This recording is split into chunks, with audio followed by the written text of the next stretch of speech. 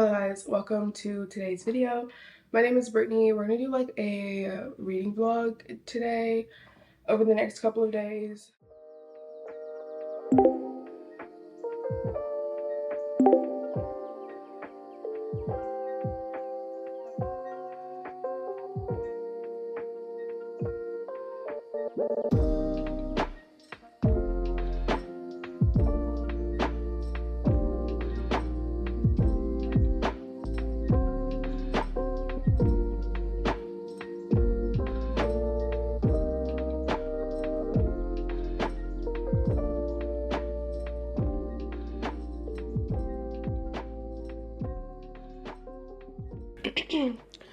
Waiting for my food to cook to be prepared. So I'm going to talk to you guys about the books that I'm reading. I haven't really started The Secret Garden. Like, I read the first page. I don't know how long it's going to take me to read this. I'm really trying to figure out like my words per hour, like how many pages can I read in an hour, and I'm not really sure what that number is. I thought it was 30. Anyway, that doesn't matter. We're learning because I'm trying to figure out how fast can I read a book, because sometimes I feel like it's taking me so long to get through like 100 pages. It's like, why is it taking me so long to do this? I don't know. And I think it's just because I need to like read more, and the more I read, the faster it'll become. I'm going to tell you in this video about Kit's Law. This is a book by Donna Morrissey. Yes, there's a lot of tabs. Did I steal these tabs from my little cousin? Yeah. Do I feel bad about it? No. She's very mean. Long story, I'm going to tell you about this book, but there's so many things that I want to talk about, but I want to tell you it in detail. So I'm going to tell you a little like part of the book today, and like the first half of the book right now, and then I'll tell you the second half of the book later, and then I'll give you my thoughts on it because it's lengthy and I don't want to sit here and talk for that long, essentially. Anyway, Kit's Law. Kit's Law is a book situated around one family. There is Lizzie, who's the grandmother, Josie, who is the like mother. It's like 3 generations, and then Kit, who is the youngest. We're hearing the story from Kit's perspective. She is like the narrator of this book. And what we find out on the onset is that Lizzie, the grandmother, she is kind of this no-nonsense, very kind of like stubborn woman. Her husband has passed away, and she has taken upon herself to really fortify and protect the security of her family, and she is not going to allow anybody to get in the middle of that. We have Josie, who is very childlike. She has the mentality of a child. She is a grown woman, but she has like special needs, and she has like a disability in terms of she cannot care for herself. She's very childish. Kit, who is the youngest, she is the youngest. She more so sees, in my opinion, sees Josie, her mother, more so like as this sister, like this younger sister that she has to take care of, and less of a mother. And her mother figure is very much Lizzie, her grandmother. The book starts off with all of them in the church. It's a small town vibe book. They are in a church and they're at a funeral. There's a man who has been murdered. He has been murdered by this person that the townspeople assume is this man named Shine. Shine is basically like Debo, low-key. He is basically kind of like a bully of the community. People are very scared of him. However, they don't have any actual... Okay, we don't have much time. My food is almost done. Anyway, they don't know, but they're assuming that Shine has killed this man. The Reverend, he is one of the major figures in the story. The Reverend is on a pulpit, and he is like speaking very like harsh, like Christian rhetoric of like we're all going to be condemned to hell, and pointing, and just like a lot of judgment is being pointed out to the audience. And more specifically, he is pointing it towards Lizzie, the grandmother, Josie, and Kit. He starts at this funeral, starts like pointing at Josie like, oh my gosh, like you are this horrible person, you'll be condemned to hell. Like, she's like, this is a funeral, not about Josie. Josie kind of gets overwhelmed, and she just like storms out of the church. Like, she just storms out. And Kit and Lizzie, like the grandmother and Kit, they leave the church following her, and they stumble upon Shine briefly, and Kit is kind of scared and bothered. Her grandmother, Lizzie, not scared at all. Not scared whatsoever. They go home, and this is when we find out they live on like a hill. So there's like the main community in the main town, and they kind of live off the beaten path, which is kind of like more of a symbolism to their like pariah, like they're a pariah of the community, like they're an outcast. And at first there's a lot of people who do not like them. Specifically, they do not like Josie.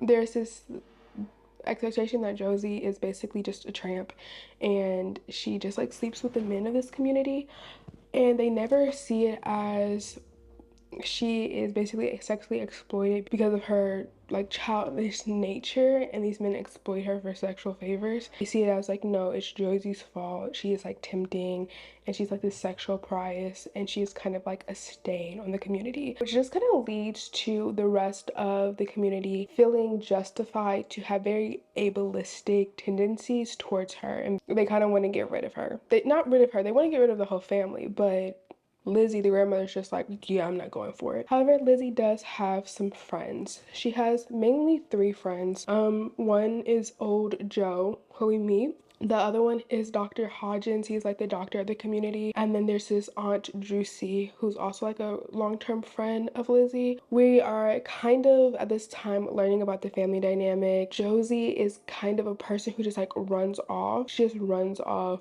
down the gully, like they live near water. They don't know where she is. They have to find her and search her. She's very much, in certain ways, a liability to how the community sees Kit and Lizzie. And one day, Lizzie, the grandmother, dies. She just dies in her sleep. Kit is the one to find her first, and she recognizes that she's dead. And Josie gets upset, and she starts slapping her mother. Like, she starts slapping her mother and yelling at her mother to wake up. And Kit is like, she's dead. Like, she's not gonna wake up. Josie, I believe she either like gut punches her or slaps her and then runs off. She is kind of now so blaming Kit for the reason why her grandmother has died. Kit is in the house by herself. It's a small like shack of a house that they live near the gully, and she is kind of trying to figure out like what is she gonna do. There's already been talks and discussions even before Lizzie was passed that they were trying to like basically get rid of them, and that they should like move out or they should go to an alternative home. And because of what appears to be on the first hand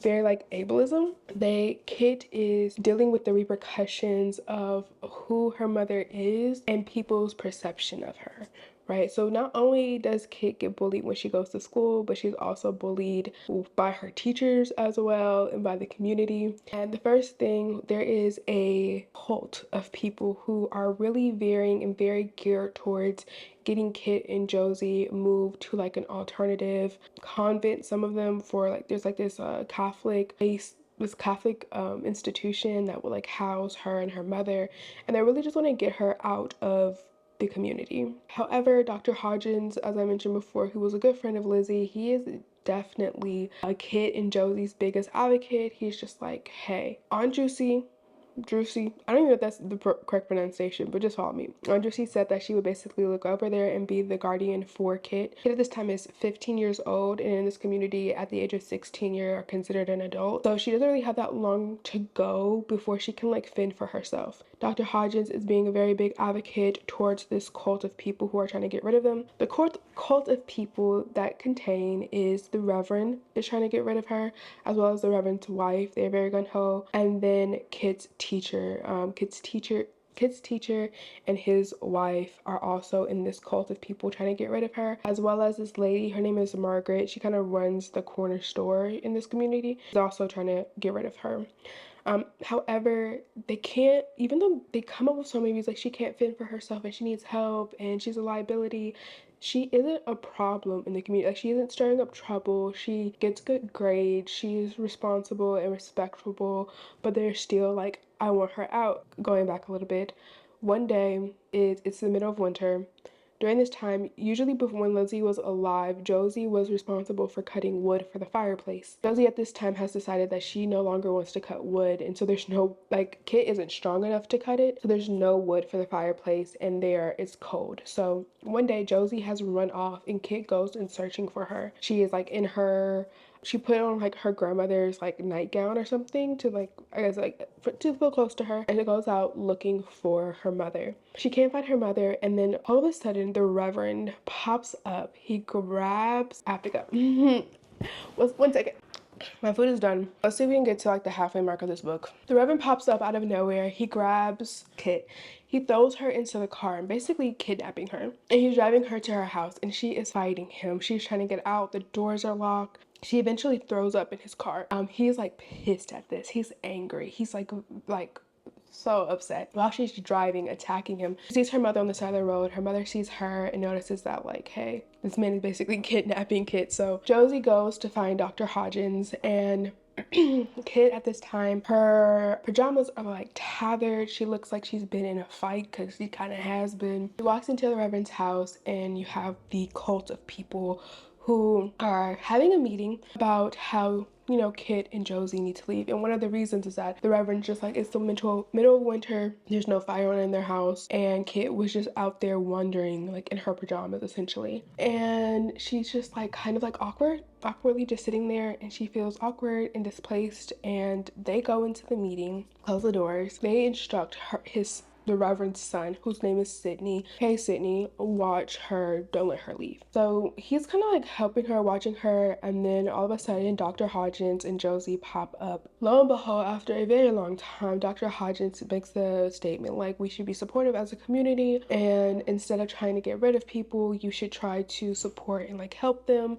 So they kind of all, out of guilt and a little bit of shame, they start offering like help and assistance. Like one lady's like, okay, I can bake bread for them, and then the Reverend says, hey, so my son will go up there and cut wood for them, since Josie isn't cutting wood, just so that they don't freeze during the winter. Kit and Josie go back home. One of the primitive questions that Kit kind of has but doesn't really talk about, there's a lot of themes. One, because Josie is very like, she has had a lot of sex with a lot of different men in this community, she doesn't know who her father is. And her grandmother says, she says something to the effect of, asking or trying to know who your father is like eating a can of beans and trying to figure out which bean made you fart. So Kit is kind of, it's like this question that she has that she feels and she deems as though she's never going to get the answers for.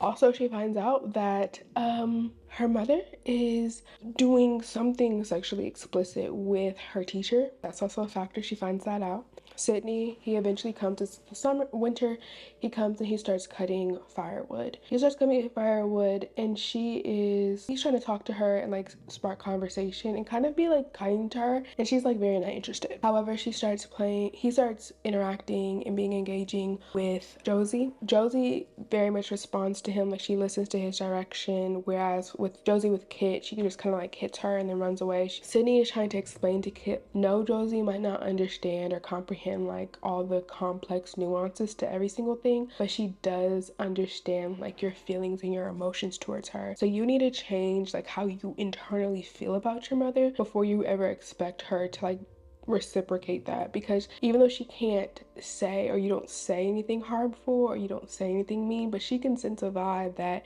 you don't like her. She can sense it. Eventually, she and Sydney start having like a mutual friendship. They talk, I don't know, go on walks. He's a big advocate and a safety place for her. And one day they are walking and they're walking on the beach, well, I guess near the water, and Kit takes off her shoes. She takes off her shoes and she is sitting on like a stump, and he's like, let me see your feet, right? And one of her feet, she has webbed feet. And so he's like, oh, like that's cool. And they're like kind of like having a moment and they're about to kiss. And then all of a sudden, like the Reverend pops up again. He likes to pop up really uninvited a lot. And he's just like, don't touch my son, like you tramp gully trash girl, like how dare you touch my son. And he's just like, Sydney, you cannot come back here ever again. I don't want you around these people, X, Y, and Z. Sydney at this point, he's very much like pressing against his parents. He's very much like, don't call her that, I'm gonna protect her type thing.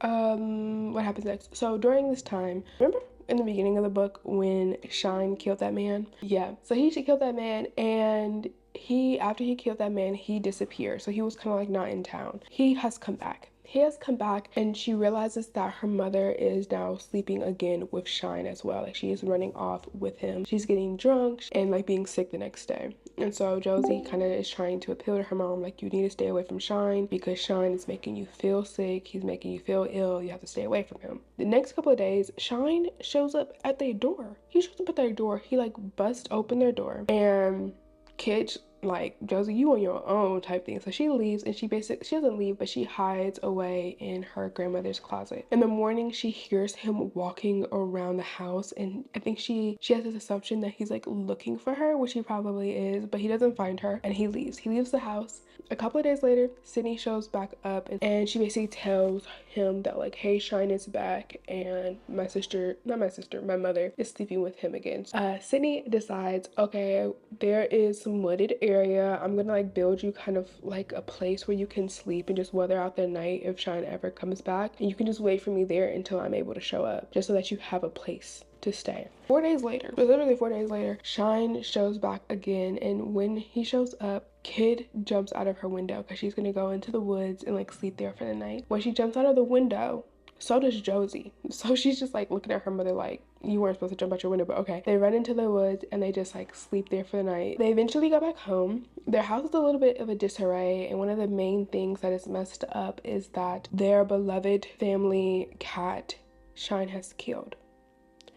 Giving very much like Don't Fuck with Cats documentary. Yeah, it is. Josie, her mother, is basically like, oh, we need to call Dr. Hodgins. And Kit is like, no, we're going to sit and we're going to wait for Sydney to come. And he shows up. Sid's like, hey, it's not safe here. Like, you need to leave. It's not safe here at all. Sid goes to bury Pirate, which is the cat. And this is where it starts. The door nudged open behind me. I was thinking it was Sid. I dropped the cloth and wiped it at my running nose. I cried out in horror at the cranky scampered across the floor and started lapping up Pirate's blood, which is Shine's dog. The doorway darkened and my limbs became like water as Shine lunged in his eyes filled with pus and the white froth crusting the corners of his bearded mouth. He stood there panting, his body shaking like a distempered dog. I opened my mouth to scream, but it felt like the air had been sucked from the room, and all I was gulping in was the stink of his body and the sharp, bitter fear reeking off my own. I managed to yelp before he was on me, smashing me across my face. I fell backward on the floor, my face numbed by the blow, and watched in shock and horror as he straddled a leg on each side of me and looked down, grinning. Just when the light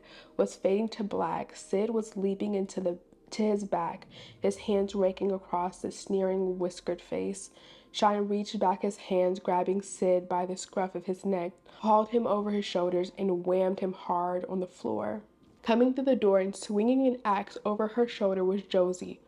I cried out as she stumped towards Shine, but my voice, hoarsened by the frantic scream, sounded no more than a piteous moan. I stared, hypnotized, as the silver arc of the axe, glinting in the sun, came full across Shine's head and fell sideways. A soft groan gushed from Shine and toppled forward, his hands falling away from Sid's mouth and growing stream of blood spewing over Sid's terror-stricken face. So now we have a murderer, a different murder. That is where we're going to leave it right now. I've talked for quite a long time. Hopefully I can cut that down. I don't know. I'm hungry, so we're going to go eat. This needs to be charged. And that is halfway through Kids Law. And I'll be back soon with the rest. Okay, I ate. I went to go eat. I'm back. I decided that I just wanted to finish the video. Like, not video, but like finish this part of the video, because what are we even talking about? You know what I mean? Josie has just killed Shine, and Kit and Sid have ran out the house. Sid says, hey, you can't tell anybody about anything. We have to get rid of the body, and we have to act like it never existed. And he's like, Kit, do you trust me? Like, you have to trust me. Don't tell Dr. Hodgins. Don't tell anybody. Don't confide in anybody. They get rid of the body. They take Shine's body and they put it in his boat. His boat is on the side of the gully, and they just push it into the water, hoping that it will just like sail away. It does not. They eventually like go back, clean up the house. They're cleaning it up. They're throwing away all of their clothes because their clothes have blood on it. A couple of days later, Shine's boat just kind of crashes onto land, and they find his dead body. Somebody of the community says, yeah, Shine came back and he was somewhere, and he said that he was going to go see basically Kit and Josie. So that puts a target on their back immediately. Dr. Hodgins goes over to Kit and he says, I'm trying to be patient, and I know that everything is in due time when everything will like come to fruition, but you're eventually going to need to tell me what happened here. And he was just like, you should also go and light the fireplace because it's getting cold out. And she's just like, it's the middle, like at this point it's spring. She's like, it's spring, it's warm, why should I go and light a fire? She goes over and she notices that one of the shirts that she has that is filled with Shine's blood, she has left it, she has forgotten it.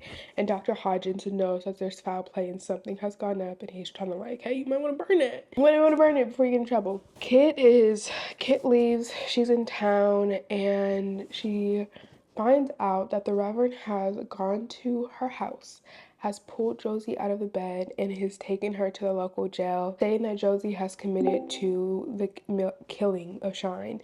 And she's just like, what? No. Kit runs down to the town village. Everybody is like surrounded this jail as they're like taking Josie into custody. A lot of the townspeople are just like, why are y'all upset that she killed her? Like, he was definitely a nuisance and a bully in this community. We were all scared of him. Why are we upset that she killed this man? Josie isn't really defending herself. She doesn't really have like she doesn't have the ability to do so. And they've taken her into the jail, and it is like worried. She's still next to Dr. Hodgins trying to figure everything out. And Sid is also there.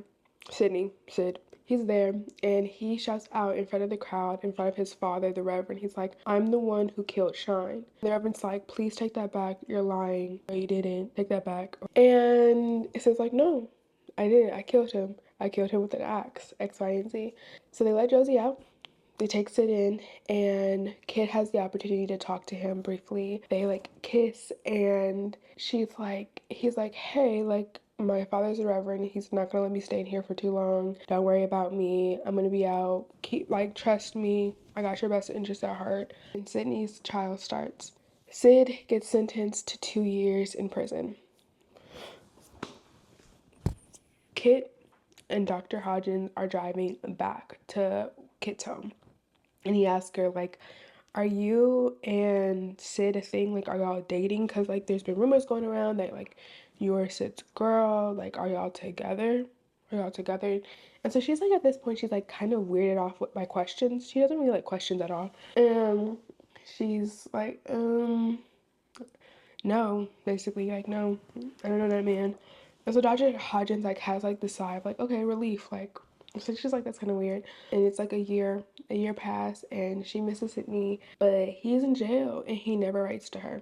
Ever writes to her. She eventually finds out that there have been a lot of letters that have been intercepted by the Reverend so that they don't get to Kit. So she doesn't really hear from him other than this one letter that is sent. He gets out of jail early, and he goes to Kit's house. And one of the signals that he gives that he is there is he goes to her house and he starts chopping wood. Anytime that Kit hears like chopping wood outside of their house, she assumes that it's Sydney. She goes out and they embrace, and so she's so happy to see him. And he's just like, hey, you and Josie pack up your stuff, we're gonna go somewhere real quick. And she's just like, where are we going? Where are we going? Anyway, she packs up her stuff real quick, and she gets in a boat, and they go to another cove that is like down. It's called Grandfather's Cove. And then she meets this new family, this other family. Do they have a last name? I don't know if they have a last name, but he was in jail with this man named Fonzo. I guess they broke out together or got free together. I don't know. And they're going to Fonzo's house. Fonzo has a wife, and they like kind of all live in this very communal home with the grandparents, and like the whole family just like lives together. It is such like they were a very like their family was the highlight of this book, honestly. Okay, so she goes and she meets their family, and Fonzo's telling like, hey, this is my friend Sid and his girl Kit, and they're getting married. And Kit's like, hold up, who's getting married? And so Fonzo's just like, oh, you didn't ask her yet? And he was just like, no. So Sydney and Kit, they go to the side, they have a conversation like, hey, you want to get married? Long story short, they get married, right? They get married. Kit, Josie, and Sid get back to the boat, and they board her back. So one of the reasons why they had to get married was that if Sid's family or his mother and father knew that he was out of jail, that they were going to send him away immediately and like kind of like get him out of the town. And this was the only way to kind of like secure their love so that it wasn't threatened by his parents. He's like, I need to go and talk to my parents. I have to go see them. And Kit says, okay, like, I'll go with you. They walk down to the Reverend's house, and his mother sees her son, Sydney, and she's just elated. And the Reverend sees his son, right? But then immediately he sees Kit, and he's kind of like stalled in his stride, and he has to hold on to a chair. Sydney explains like, "Hey, I'm back, and this is my wife." And Sid's like, "I'm gonna leave." And his mother's like, "Hey, you can't leave. You can't leave with her." And she tells him like, "She's your sister." Yeah. We only have 1% of a battery, and I don't want to get into the rest of what happens until we charge you. So that's where we're gonna leave for now. I'll be back in a second. All right, we're back. I keep on changing my outfits because none of the outfits today are like really outfitting. Let me not cut off my head. Okay, where was I? So we left off on Kit and Sid going to his family's house. His mother saying like, "Hey, that's your sister. You can't be married. It's raining." They're so overwhelmed in this, and so like all the pieces of the hatred and jealousy towards the family is not just of, it's not really directed towards Josie. It is, but it isn't. It's more towards that this sin that the Reverend enacted in is kind of like showing his face every single day. And the Reverend's kind of going on this whole tangent of saying like, "I pay for my sins, and me paying for my sins is every time I see you." Basically, like every time I see you, I'm so filled with sadness and sickened by my actions. And he also realizes that majority of the hatred that she was experiencing was originated from the Reverend's wife, and he was kind of just projecting her feelings towards Kit. We find out that the wife was actually in attendance for Josie when she gave birth to Kit, and how they know, because it's a time where like DNA testing isn't a thing, but how they know that Kit is the Reverend's child is the factor that the Reverend also has like webbed feet. And it's one of those things where he has webbed feet, but it's only on one of his feet. Same as Kit. She has webbed feet, but it's only on one foot. Basically, Sid is like, "You should go to Grandfather Cove and you can live with Fonzo and his family, and I'll send money." But he just basically like leaves her, and she is heart-stricken. She is enamoredly like in pain in this mourning of like losing, and also feeling in her life that she's never had, like she never got anything that she wanted. Fonzo and his wife really persuade her and Josie to move with them, move into their household, and they're like, "Well, you'll be a help because Fonzo's wife is having another baby." They're just like a lovely family, honestly. Fonzo and his family are lovely. Like they are like the highlights. They are like the highlight of this book. Anyway, and so they're like, "Hey, like, Josie, your mother is kind of getting out of hand. You can't handle her by yourself." So after much persuading, because Kit very much has adopted her grandmother's sense of difficulty in terms of like she's stubborn and she's not going to just do whatever. Like she's kind of like stuck in her ways in a lot of sense. She moves in with their family, and they're overall, it's lovely. It's very helpful, and they're settling in. Everything is pretty fine, but Kit is consistently having like this desire, and she feels lost. Like she's going through this breakup, and she's going through this breakup a very long time, for a very long time. She knows that Sid is her brother, right? She has those feelings. However, she still like is waiting for him to come and check on her. She's still waiting for him to come look at her, or like make sure that she's good, or that her mother Josie is good, because they had a very close relationship. There is Fonzo's brother, Mutter.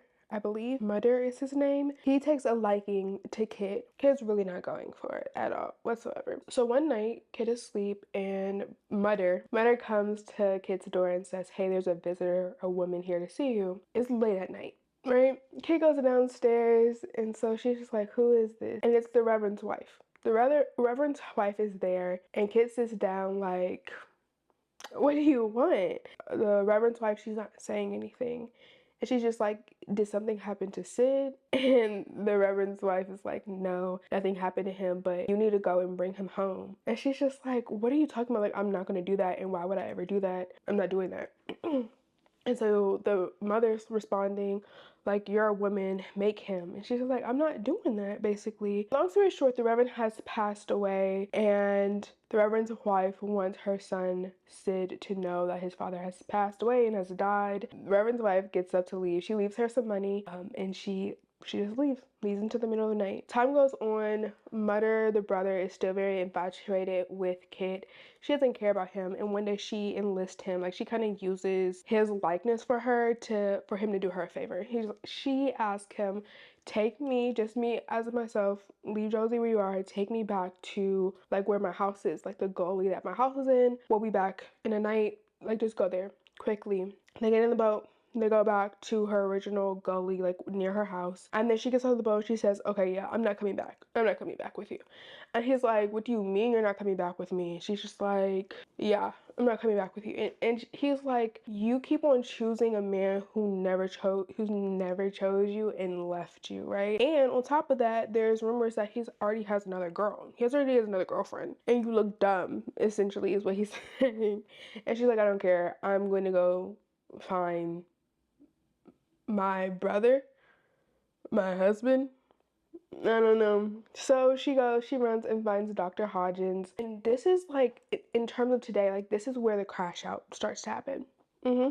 So she goes and finds Dr. Hodgins, and she's like, I need you to fix me so that I can never have kids, because that's the only way that basically my brother will be with me. And so Dr. Hodgins, she's like, fix me in the way that you fixed my mother Josie, so that she only had one kid. And he was like, I didn't do anything to your mother. It must have just been God's plan that she only had one kid. That's you. She's frantic and she's angry, and she's very like in this place of, I'm gonna find Sid. I haven't seen him. I need to go see him, point blank, period. So she gets the information of where Sid is from Dr. Hodgins, and she's like, I need you to take me to the train station tomorrow. She goes to the train station, goes to the city where he is like studying, is in university, eventually finds him at an orphanage. And it's kind of like this roundabout moment where he's like working at this orphanage and he's a teacher teaching these students, whereas they were trying to put her in an orphanage right after her grandmother Lizzie passed away. She's kind of like overwhelmed by it, so she sees him through the window, and she's like struck with like this like shame. She's overwhelmed, and she goes into this alley. She almost gets hit by a car. She's very frantic. Sid comes and finds her, and they like have this conversation, and he's like calming her down, like, chill, breathe, you're okay.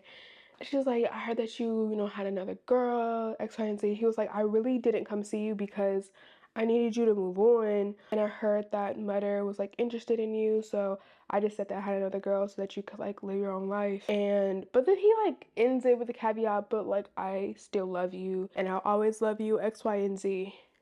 Girl. So he's just like, and so she's like, will you ever come back? And he was like, yeah, I'll come back someday. She eventually goes back to Fonzo's house. So she goes back to her house, like in the gully in her original town, and then eventually takes a boat back to Fonzo's house because she's hearing that her mother, is kind of like having a hard time since she's been gone. She goes back, and they all like, they greet her. They like, even though that she left and she didn't tell anybody that she was leaving, they still greet her very like warmly and with kindness and with grace. And she explains to them like she and Josie are going to move back to their home. They're gonna go back home. So they're sad for them to go. But Kit and Josie, her mother, go back and live in the gully, and they are at the end of the book. She is going back. She's going back to a gully to wait for a man. Wait for her brother to come home. Her brother, husband, brother, yeah. And in the book, there's like this last page, this last like title page, and I guess I'll read the last page and then we can stop. If you were to perch upon a treetop in the Fox Point and look down, you would see a thin silver of ice glazing the gully's brook as it suckles its way down the seashore. Flaking the gully sides are withered mats of timothy grass, struck down by a sudden frost and the scent with brew of the wet ground, burning birch, and fresh cut saw dust. To the side of the weather-beaten shack, squat on the hillside beside the gully, is a towering wood pile of fresh sawed logs. And standing next to the wood pile is Josie, grunting loudly, her long red hair streaming around her face as she swings an axe into the birch trunk, resting aside on the chopping block. And if you were to hop on a windowsill and look inside the house, you would see me, Kit, a fine yellow hair tucked back in the hairnet, humming softly as I checked the lids on the row of preserving jars, still wet with steam, with a pink froth bubbling at a quarter of an inch above the red berries inside. A sharp whistle cuts through the air, and I run to the window, shielding my eyes from the sun as I look over the bank to the road. A man with a thick, woolly beard gracing his chin treads slowly down over the bank. Josie drops the act and stares. The man watches her. He lifts a piece of birch rind, taut between his forefingers and thumbs, to his lips and pierces the air with another ear-splitting whistle. Josie barks out a crazy laugh and charges towards him. Lifting back her fist, she reams it into his belly and bounds down over the gully, laughing wildly. He staggers after her, half bent over, clutching his stomach, a grin distorting his face. He straightens up as I step off the stoop and start walking towards him, my arms held out before me. Tears wet his eyes and his hands tremble as he reaches for me. Choking back sobs, I embrace my brother who has come home.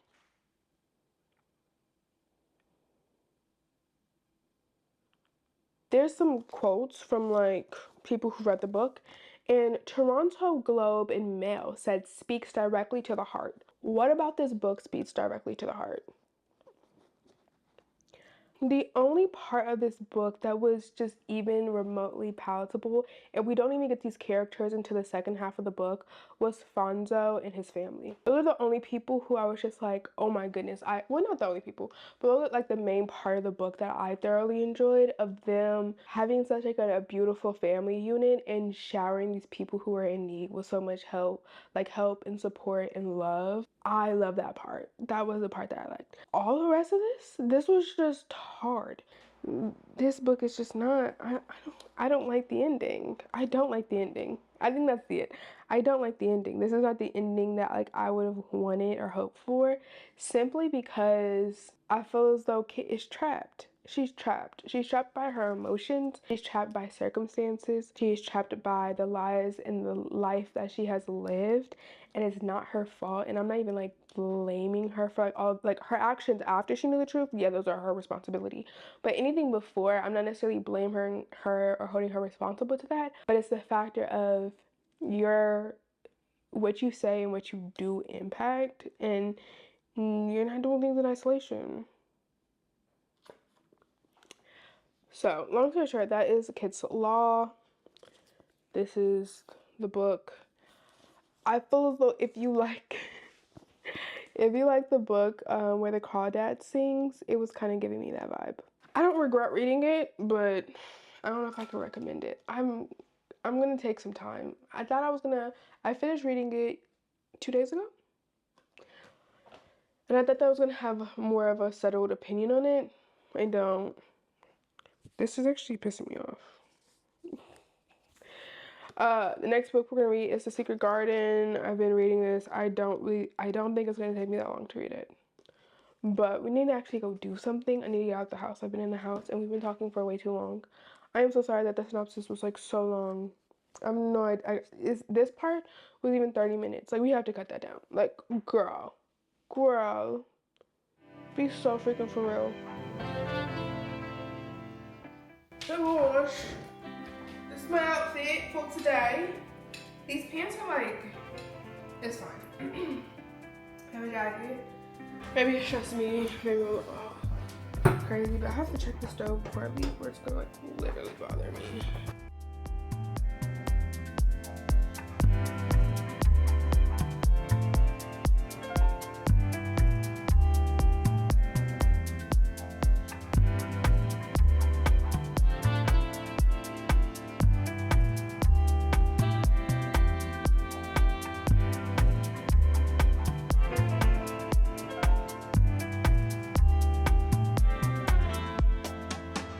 Okay, so I was supposed to go, my idea was to go to like a coffee shop, a library, a park or something and like read.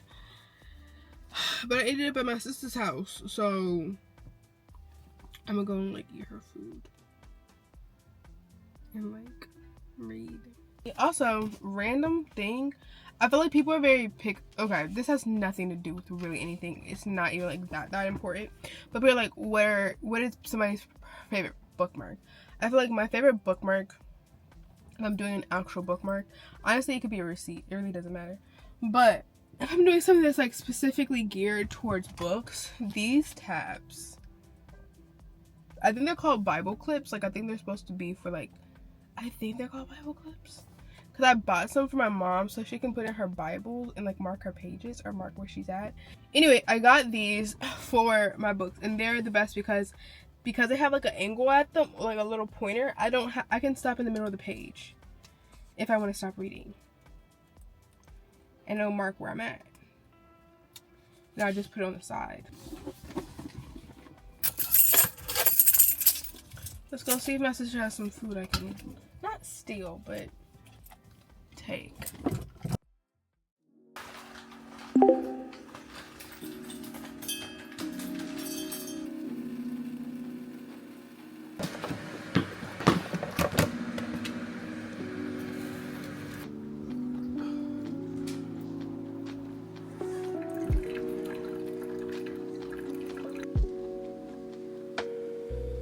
Greetings and salutations. Sorry for like leaving you on a cliffhanger yesterday. It's Sunday, I have obligations and responsibilities. I need coffee. And I took a 3-hour nap. So we'll see how much reading we get done today. I have no idea. Can you hear me? Probably not. I don't know. It's several hours later. The noise in the background is the air fryer. I'm reading The Secret Garden. I'm not going to talk like too much about it. Basically, so this lady, I'm not going to give you like in detail summary the way I did it with Kids Law in this video, just because 1, is a classic, 2, there's a movie out on it, 3, I might be doing a video that's like more extensive, like everything that happens and like a plot summary. Maybe. I don't know what I'm doing. But just as a synopsis, this book is about a girl named Mary. Her name is Mary Lennox, and her name is Mary Lennox, but she has to go live with her uncle, who she's never met, in a country that she's never been to. And she is kind of finding this secret garden that's kind of locked away from people. Like, she's not supposed to go into it, but she's like enamored by it. She also has nothing else to do. She has nothing else to do, and like the first inclination of like mystery, or like first taste of mystery in her life, she's kind of like latched onto it and is trying to seek out like where's the door to this garden, and that's what this book is about. Quick question. So I watch YouTubers who create the videos that I also want to create in certain sense, and they'll like say like, oh yeah, I read this book and it was a super fast read and you can like read it in a day or like read it in an hour. And then like when I go and I read that story and it takes me longer than their like projected time frame of how long to read it, I kind of feel like, is it me? Am I the problem? I don't know, maybe, probably. Hold on one second. So we're done talking for a little bit. We're gonna go read a book, eat some lunch, and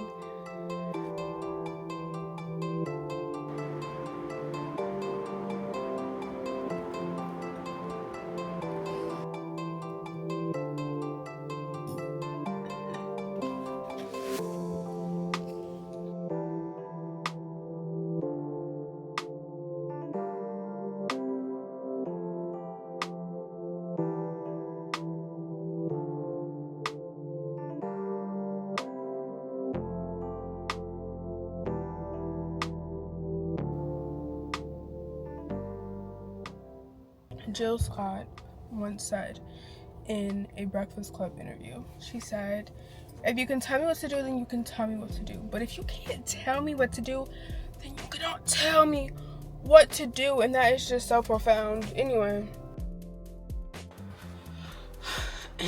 Before I see you guys tomorrow, I wanted to show you the books that I stole from my cousin. I stole Six of Crows. Ooh, I almost hit my face. I stole Six of Crows. Hold on, this is not the best.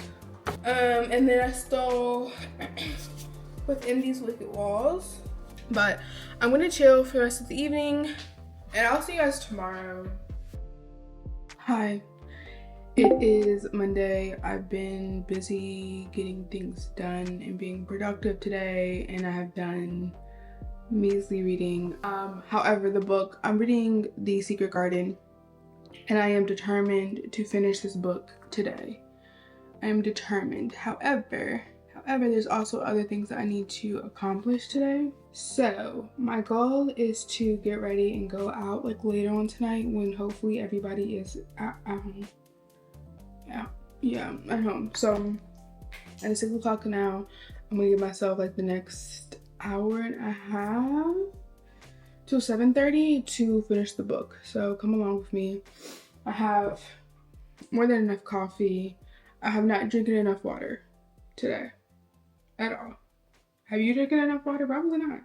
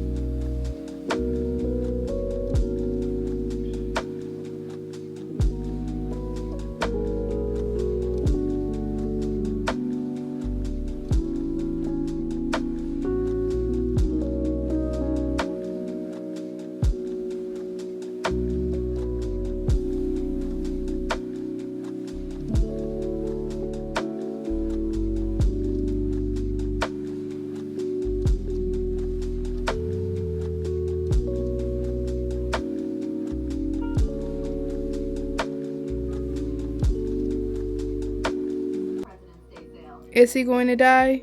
I don't know, and I don't care, said the nurse.